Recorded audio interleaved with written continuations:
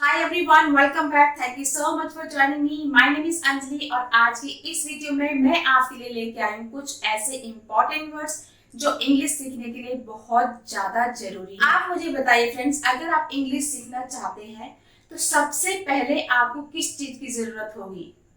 आपको जरूरत होगी कुछ वर्ड्स की। आप समझिए फ्रेंड्स, जब एक छोटा बच्चा बोलना सीखता है तो वो कैसे सीखता है? वो सबसे पहले कुछ वर्ड्स सीखता है। वो पहले कोई रूल रेगुलेशंस नहीं समझता, वो ग्रामर नहीं समझता, वो पूरे पूरे सेंटेंसेस बनाना नहीं सीखता।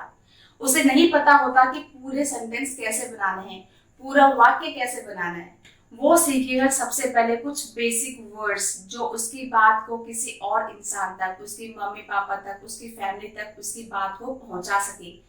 फॉर एग्जाम्पल, उसे अभी कुछ बोलना नहीं आता लेकिन वो अपनी बात को अपने मम्मी पापा तक पहुंचाना चाहता है, तो वो कैसे पहुंचाएगा? अगर उसे भूख लगी होगी तो वो दो वर्ड्स का यूज करेगा, मम्मा भूखा, मम्मा निन्नी, मम्मा पेड़ी। इस तरीके से बच्चा वर्ड्स के जरिए अपनी बात को दूसरे इंसान तक पहुंचाता है और उसके फैमिली वाले भी वो बात अच्छे से समझ जाते हैं। वो पहले दिन से ही सब कुछ बोलना नहीं सीखता, एक एक चीज करके वो बच्चा सीखता है और वर्ड्स के जरिए ही अपने बात को दूसरे इंसान तक पहुंचा पाता है। वही आपने करना है फ्रेंड्स। आपने स्टार्टिंग करनी है, आपने शुरुआत करनी है कुछ बेसिक वर्ड्स से, क्योंकि स्टार्टिंग से ही आपको सब कुछ बोलना नहीं आ जाएगा। इंग्लिश सीखने में टाइम लगता है, तो आपने क्या करना है, आपने बेसिक वर्ड्स सीखने हैं और छोटे छोटे सेंटेंसेस बनाना सीखना है, जो कि मुश्किल बिल्कुल भी नहीं है। तो आज की इस वीडियो में मैं आपको कुछ ऐसे ही बेसिक वर्ड्स बताने वाली हूँ जो आपके लिए बहुत ही ज्यादा इम्पोर्टेंट है। So without any delay let's get into the video.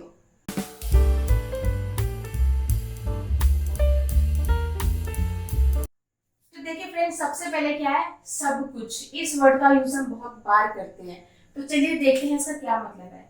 सब कुछ को हम इंग्लिश में कहते हैं एवरीथिंग।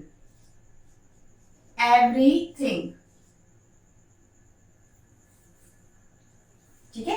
अब इस वर्ड का हमने यूज कैसे करना है मैं आपको बताती हूँ। I have everything. सब कुछ का मतलब क्या होता है? एवरीथिंग। आई हैव एवरीथिंग मतलब मेरे पास सब कुछ है, ठीक है।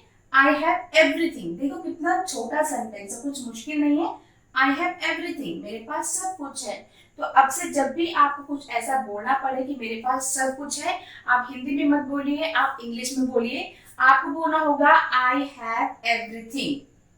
कुछ भी नहीं, कुछ भी नहीं के लिए हम क्या यूज करेंगे? नथिंग, ठीक है। अब जैसे आपने यहाँ पर कहा था आई हैव एवरीथिंग, अब जैसे कि आपने यहाँ पर कहा था कि मेरे पास सब कुछ है, अब हमें क्या बोलना है कि मेरे पास कुछ भी नहीं है, ठीक है। तो क्या सेंटेंस होगा? I have nothing. देखो दोनों सेंटेंस सिमिलर है, आपने क्या किया है, सिर्फ एवरीथिंग की जगह नथिंग लिख दिया है। आई हैव एवरीथिंग, मेरे पास सब कुछ है। आई हैव नथिंग, मेरे पास कुछ भी नहीं है। ओके। नेक्स्ट इज याद आ जाना। जब हमें कोई बात याद आती है तो उसको इंग्लिश में हम कैसे बोलेंगे? उसको हम इंग्लिश में बोलेंगे रिमेंबर। रिमेंबर, इसके लिए मैं आपको बहुत छोटा सा सेंटेंस बताने वाली हूँ। I remember. जैसे मान लीजिए आप किसी से बात कर रहे हैं और कोई आपसे कहा कि क्या तुम्हें याद है वो बात जो मैंने तुमसे कही थी? आप सोचते हैं और थोड़ी देर में बोलते हैं हाँ I remember, yes I remember, मुझे याद आ गया, ठीक है। आई रिमेंबर, मुझे याद आ गया। और अगर आपने कहना कि मुझे याद नहीं आया तो आपने कहना है आई डोंट रिमेंबर। अगर आपने बोला कि मुझे याद है तो आप बोलेंगे आई रिमेंबर, और अगर आपने कहना कि मुझे याद नहीं है फिर आप बोलेंगे आई डोंट रिमेंबर, ठीक है। नेक्स्ट इज भूल जाना। भूल जाना के लिए हम इंग्लिश में क्या कहते हैं? फॉरगेट। फॉरगेट, ठीक है। अब इसका यूज फ्रेंड्स दो कॉन्टेक्स्ट में होता है। एक तो होता है कि मैं भूल गया, ठीक है, मैं भूल गया, आई फॉरगॉट। एक होगा कि भूल जाओ, छोड़ दो, इसे जाने दो, तो उस कॉन्टेक्स्ट में भी हम इसका यूज करते हैं। जैसे forget it, जैसे forget it। मान लीजिए आप किसी से बात कर रहे हैं, आप बार बार उसको समझाने की कोशिश कर रहे हैं और वो समझ नहीं पा रहा है और वो बात इतनी इंपॉर्टेंट भी नहीं है, तो कई बार आप बोलते हैं छोड़ दो, जाने दो, forget it, forget about it या forget it, मतलब इसको छोड़ दो या भूल जाओ या जाने दो। ठीक है, तो अब से जब भी आपको ऐसा कुछ बोलना हो कि जाने दो, छोड़ दो या भूल जाओ, तो आप क्या बोलेंगे? forget it, forget it। ठीक है, नेक्स्ट इज वहां। वहां के लिए हम क्या बोलते हैं? there, There, there। there मतलब होता है वहां। अब यहाँ पर who is there, मैं आपको बहुत छोटे छोटे सेंटेंसेस बता रही हूँ ताकि आपको इनका मतलब भी समझ में आ जाए और आप कुछ सेंटेंसेस भी बना पाओ। ठीक है, तो वहां का मतलब होता है there। Who is there, वहां कौन है। कई बार हम बैठे होते हैं और हमें कोई आवाज आती है तो हम पूछते हैं कि who is there, वहां कौन है।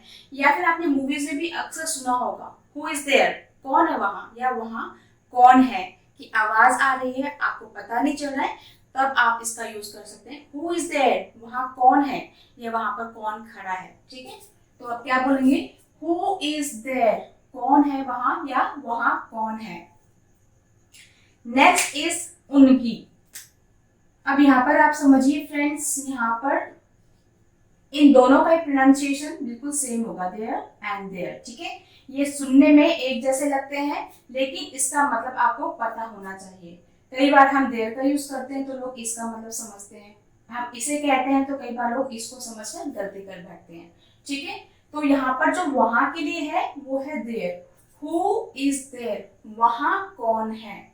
अब हम यूज करें उनकी के लिए, उनकी, उनकी के लिए हम क्या बोलते हैं? देयर। ठीक है, इसका यूज हम कैसे कर सकते हैं? It is their choice, it is their choice, ये उनकी चॉइस है। ठीक है, इट इज देयर चॉइस, ये चॉइस किसकी है, ये पसंद किसकी है? उनकी, देयर चॉइस। ठीक है, तो आपने डिफरेंस समझना है कि एक होता है THERE देयर, उसका मतलब होता है वहां, और एक होता है THEIR देयर, इसका मतलब होता है उनकी या उनके। ठीक है, it is their choice, their plural होता है। ठीक है, यहाँ पर हम हिज नहीं बोल रहे हैं या हर नहीं बोल रहे हैं। ठीक है, ये सिंगुलर होते हैं, ये है प्लूरल, मतलब यहाँ पे काफी सारे लोगों के बारे में बात हो रही है कि ये उनकी चॉइस है, यहाँ पर एक से ज्यादा लोगों के बारे में बात हो रही है। ठीक है, इट इज देयर चॉइस, ये उनकी चॉइस है, ये उनकी पसंद है। सहमत होना, सहमत होना मतलब जब हम किसी की बात से सहमत होते हैं, उसकी बात में राजी होते हैं, उसके लिए हम क्या कहते हैं? अग्री। ठीक है, सहमत होना मतलब अग्री। जैसे अगर आपको ये बोलना होता है कि मैं आपसे सहमत हूँ या आपकी बात से सहमत हूँ, तो आप इंग्लिश में कैसे बोलेंगे? Agree with you, I agree with you, मैं तुम्हारी बात से सहमत हूं। ठीक है, नेक्स्ट इज, अब नेक्स्ट है नहीं। नहीं को हम इंग्लिश में क्या बोलते हैं? नो। अब आप बोलेंगे कि ये तो सबको ही पता होता है। जी हाँ, बिल्कुल सबको पता होगा, लेकिन इसमें थोड़ा सा आपको कुछ समझने की जरूरत है। ठीक है, नो, नो का मतलब पता है आपको? नहीं होता है। तो एग्जाम्पल मैं आपको देती हूँ, no I am not coming, I am not coming, नहीं मैं नहीं आ रहा हूँ। बेसिकली जब भी हमने मना करना होता है किसी चीज के लिए तो हम नो का यूज करते हैं, जिसका मतलब होता है नहीं। नो, नहीं, आई एम नॉट कमिंग, मैं नहीं आ रहा हूँ। ठीक है, तो इसको हम प्रोनाउंस कैसे करते हैं? नो। ओके, नेक्स्ट इज जानना या पता होना। कोई चीज जब हम जानते हैं या हमें पता होती है तभी हम नो का यूज करते हैं, लेकिन वो नो NO वाला नो नहीं होता है, वो नो होता है KNOW। अब आप समझ गए होंगे दोनों में बोलने में कोई डिफरेंस नहीं है, बोलने में एक जैसे लगते हैं, लेकिन दोनों का मतलब टोटली डिफरेंट होता है। इस नो का मतलब होता है नहीं, और इस नो का मतलब होता है जानना या पता होना। हाँ मैं जानता हूँ या हाँ मुझे पता है, ठीक है। तो इसका यूज हम इस तरीके से करते हैं। अब अगर आपने कहना हो कि मुझे पता है, ठीक है, किसी ने आपसे कोई बात करी और आप बोलते कि हाँ मुझे पता है, ठीक है, आप कैसे बोलेंगे?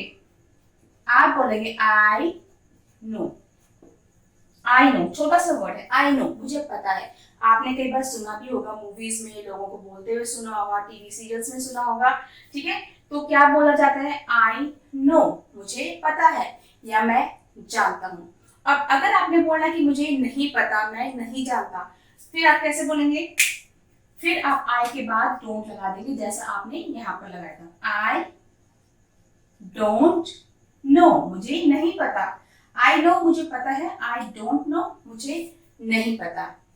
Got it? नेक्स्ट इज बुद्धिमान। बुद्धिमान को हम इंग्लिश में क्या बोलते हैं? इंटेलिजेंट। इंटेलिजेंट, ठीक है। अगर आपने बोलना हो कि वह इंटेलिजेंट है, वह बुद्धिमान है, तो आप इंग्लिश में कैसे बोलेंगे? ही इज इंटेलिजेंट, ठीक है। He is intelligent. अगर आपने लड़के के लिए बोलना है तो आप ही का यूज करेंगे, और अगर आपने बोला हो किसी लड़की के लिए कि वो लड़की इंटेलिजेंट है, तो आप क्या बोलेंगे? ही की जगह आप शी लगा देंगे, शी इज इंटेलिजेंट, ठीक है। अगर बॉय के लिए बोलना हो तो ही इज इंटेलिजेंट, और अगर लड़की के लिए बोलना हो तो शी इज इंटेलिजेंट, वो समझदार है या वो बुद्धिमान है। नेक्स्ट इज बताना। अब आपने किसी को बोलना हो कि मुझे बताओ या मैं तुम्हें बताता हूँ, तो बताने के लिए हम इंग्लिश में क्या बोलते हैं? हम बोलते हैं टेल, TELL, टेल। अगर आपने कहना है कि मुझे बताओ, ठीक है, मुझे बताओ, तो आप क्या बोलेंगे? टेल मी, टेल मी, मुझे बताओ, ओके, मुझे बताओ। क्रोधित होना या गुस्सा होना, उसको हम इंग्लिश में क्या बोलते हैं? क्रोधित या गुस्सा होने के लिए हम इंग्लिश में बोलते हैं एंग्री। यहाँ पर था अग्री, अग्री होना मतलब किसी से सहमत होना, और यहाँ पर है एंग्री। आपने सुना होगा एंग्री यंग मैन, ठीक है, मतलब गुस्सा होना। जैसे अगर आपने बोलना हो कि वो तुम पे गुस्सा है, ठीक है, तो अगर लड़का गुस्सा है तो ही, और लड़की गुस्सा है तो शी। अब मैं यहाँ पर लड़के की बात कर रही हूँ कि वो लड़का तुम पर बहुत गुस्सा है, ठीक है, वो तुम पर गुस्सा है, तो क्या बोलेंगे हम? He is angry at you. He is angry at you, वो तुम पे गुस्सा है, वो तुम पर क्रोधित है, ठीक है। He is angry at you. Next is लेना। जब हम कोई सामान किसी से लेते हैं, कोई चीज किसी से लेते हैं, तो उस लेने के लिए हम इंग्लिश में क्या बोलेंगे? हम बोलेंगे टेक, टेक। अगर आपने बोलना हो किसी से, जैसे कोई चीज हम किसी को पकड़ाते हैं तो हम क्या बोलते हैं? ये लो, है ना, ये लो मतलब ये पकड़ो, तो हम क्या बोलेंगे? ये लो के लिए हम क्या बोलेंगे इंग्लिश में? Take it. जब भी आपने किसी को बोलना हो कि ये लो, जैसे आप कोई चीज पकड़ाते हैं किसी को, तो आपने ये लो की जगह क्या बोलना है? Take it, take it. Got it? Next is देना। लेना देना तो लगा ही रहता है ना। तो देने के लिए हम इंग्लिश में क्या बोलते हैं? गिव। लेना मतलब टेक, देना मतलब गिव। अब अगर आपने बोलना हो कि ये मुझे दे दो, ठीक है, या मान लीजिए आप बोलना चाहते हैं कि वो बुक मुझे दे दो, तो आप क्या बोलेंगे? Give me the book. अब मान लीजिए अगर आप किसी खास कोई बुक है, किसी बुक के बारे में बात हो रही है और आप ये बोलना चाहते हैं कि वो बुक मुझे दे दो, तो आप बोल सकते हैं give me the book, give me the book, वो बुक मुझे दे दो। और या फिर अगर आपने ये बोलना हो कि ये मुझे दे दो, तो आप क्या बोलेंगे? गिव इट टू मी, ये मुझे दे दो। जैसे अभी आप कोई चीज पकड़ा रहे थे, दे रहे थे कि ये लो, अब अगर आप बोलना चाहते हैं कि ये मुझे दे दो, तो आप क्या बोलेंगे? Give it to me, give it to me, ठीक है। नेक्स्ट इज मैं खुद। अब मैं खुद का यूज हम कितनी बार करते हैं अपनी डेली लाइफ में, ठीक है। तो अगर आपने कोई चीज ऐसे बोलनी जिसमें आ जाए कि मैं खुद, ठीक है, या खुद के बारे में आप बात कर रहे हो, तो आप क्या बोलेंगे? My self. कई लोग बोलते हैं ना कि माई सेल्फ, अपना नाम बताते हैं, जैसे myself Anjali, myself Arun, myself Priya. तो वो सेंटेंस गलत होता है। क्यों? क्योंकि उसमें हम क्या बोल रहे होते हैं कि मैं खुद अंजलि हूँ, या मैं खुद अरुण हूँ, या मैं खुद प्रिया हूँ, जो कि गलत है। ठीक है, उसमें ऐसा नहीं बोला जाता कि माई सेल्फ या नाम बताना है। आप बोल सकते हैं माई नेम इज अंजलि, जब जो भी आपका नाम है। My self Anjali is wrong, my name is Anjali is correct one. Okay, ठीक है। जैसे मैं बोलूंगी कि मैं ये खुद कर लूंगी, ठीक है, मैं ये खुद करूंगा या मैं खुद कर लूंगी, तो आप इंग्लिश में इसको कैसे बोलेंगे?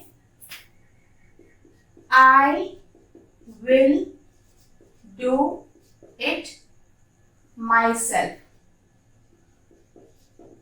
I will do it my self, ये मैं खुद करूंगा या मैं खुद कर लूंगा। ठीक है, I will do it my self, मैं ये काम खुद करूंगा। नेक्स्ट इज तुम खुद।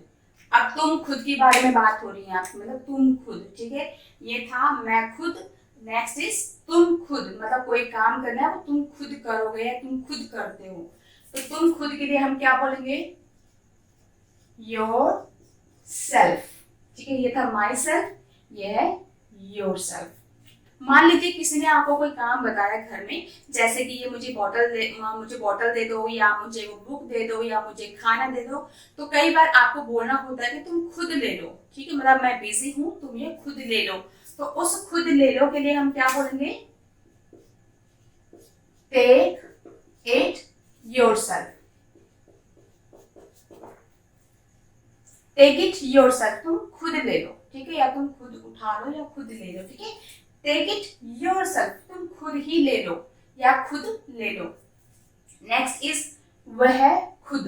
अब देखिए फ्रेंड्स, वह खुद को मैंने यहाँ पे 2 बार लिखा हुआ है, वह खुद, वह खुद। लेकिन एक बार हमने लड़के के लिए यूज किया है और एक बार हमने लड़की के लिए यूज किया है। अब अगर आप बोलते हो कि वो लड़का खुद वो करता है, ठीक है, या फिर वो लड़की ये खुद करती है, तो उस खुद के लिए हम, अगर लड़के के बारे में बात हो रही है, तो हम बोलेंगे हिमसेल्फ, हिमसेल्फ। ठीक है, लड़के के लिए क्या आएगा? हिम, और लड़की के लिए क्या आएगा? हरसेल्फ। हिमसेल्फ, हरसेल्फ, ये लड़की के लिए होगा और ये लड़की के लिए होगा। मान लीजिए आपको बोलना हो, जैसे लड़के के बारे में बात हो रही है, और अगर आपको बोलना हो कि वो खुद ही करता है, ठीक है, कोई काम है वो खुद ही कर लेता है या खुद ही करता है, तो आप इंग्लिश में कैसे बोलेंगे? He does it himself. He does it himself, वो ये खुद ही कर लेता है या फिर वो ये खुद करता है। मतलब मान लीजिए खाने बनाने का काम वो करता है, उसने कोई मेड नहीं रखी हुई है, तो यहाँ पर हम बोलना चाहते हैं कि वो खुद करता है। ठीक है, ही डज इट हिमसेल्फ, वो खुद ही करता है। नेक्स्ट इज वह खुद, लड़की के लिए। अब यहाँ पर वो आपने बोलना है कि वो खुद जा रही है या वो खुद जाएगी, मतलब वो बिना किसी की हेल्प के, बिना किसी के साथ के जाएगी, अकेले जा रही है, तो हम क्या बोलेंगे? वो खुद जा रही है, वो खुद जाएगी। तो क्या बोलेंगे हम बोलेंगे she will go herself, she will go herself, वो खुद ही जाएगी, वो अपने दम पर जा रही है, ये जो भी मैटर है।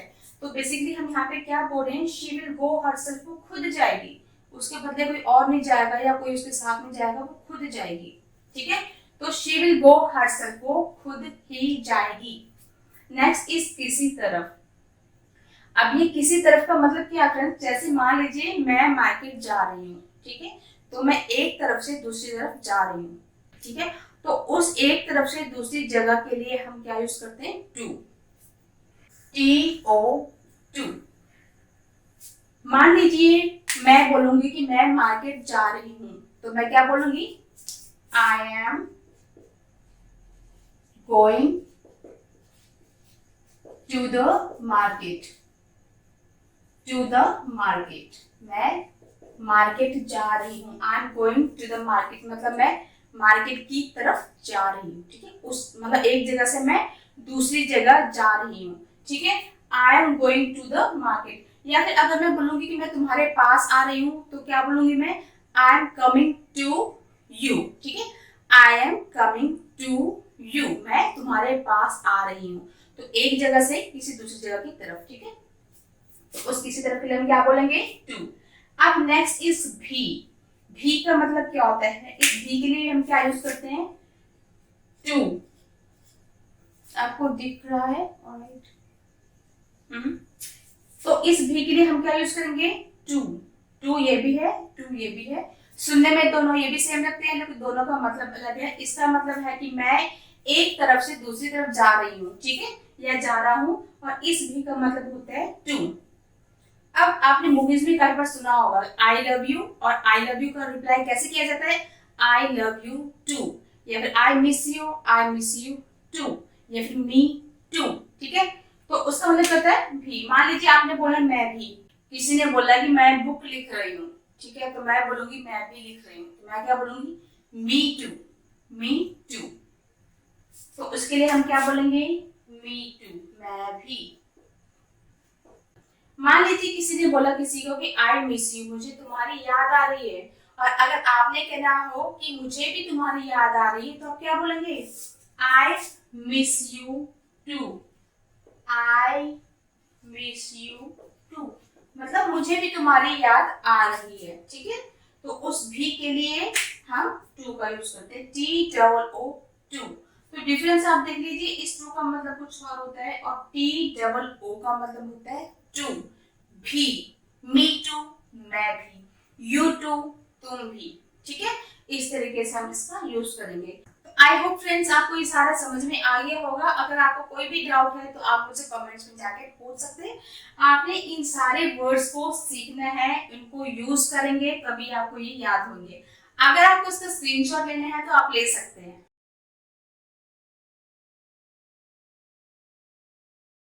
ओके देन फ्रेंड्स, अगर आपको आज की वीडियो अच्छी लगी होगी तो please hit the like button, share and subscribe. Thank you so much for watching. See you in the next video. Take care, bye bye.